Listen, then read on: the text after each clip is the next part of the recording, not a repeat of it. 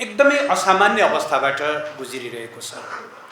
असामान्य यस अर्थमा कि एकैसाथ मुलुकको राष्ट्रियता, नेपाली जनताले निकै लामो सङ्घर्ष पश्चात प्राप्त गरेका सङ्घीय लोकतान्त्रिक गणतन्त्र लगायतका उपलब्धिहरू, नेपालको संविधान र जनताले उपभोग गर्दै आइरहेको दक्षिण एसियामै तुलनात्मक रूपमा खुल्ला रहेको नेपालको त्यो स्पेस, ती सबै कुराहरू आज सङ्कटमा छन्।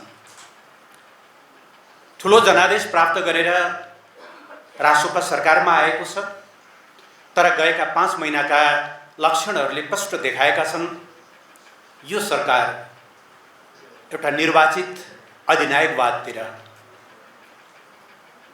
जसको निम्ति राष्ट्रपति संस्थाको पनि कुनै महत्त्व छैन, पार्लियामेन्ट जसका निम्ति कुनै अर्थको छैन, खुद आफ्नै पार्टीको पनि, जुन पार्टीले आफूलाई प्रधानमन्त्री बनायो त्यसको पनि कुनै सरोकार छैन, न्यायालयहरू, अन्य राजनीतिक दलहरू, संवाद त धेरै टाढाको कुरा हो, मिडिया, यी सबै कुरालाई किनारा लगाउँदै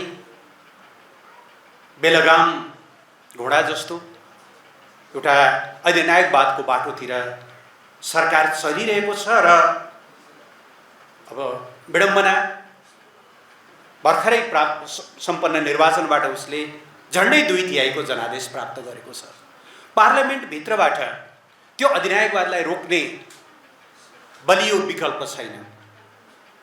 उसले भोलि प्रतिगामी संशोधन गर्न चाहँदा संविधानमा, यद्यपि राष्ट्रिय सभा छ, त्यसले सेकेन्ड ब्यालेन्स गर्ला, तर प्रतिनिधि सभामा भन्ने हो भने हिजो संविधान निर्माण गर्ने शक्तिहरूको 1/3 पनि शक्ति नभएको एकदमै प्रतिकूल शक्ति सन्तुलनमा हामी छौँ।